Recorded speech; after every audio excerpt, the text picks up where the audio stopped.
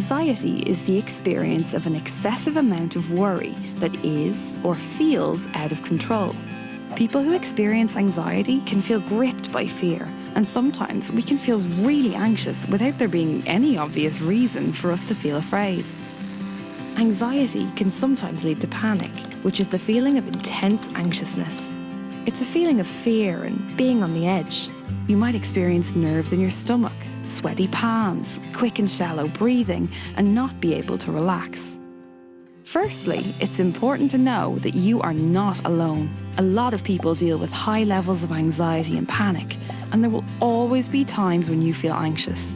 It's perfectly normal and is part of being human.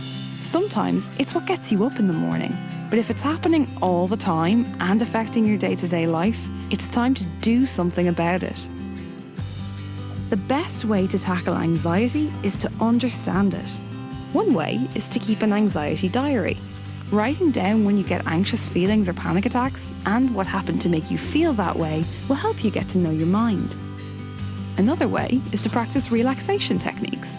It can take a lot of practice and time to see the benefits, but keep trying and it will help you manage your anxiety really well. Sometimes anxiety and panic attacks can get too much to handle by yourself.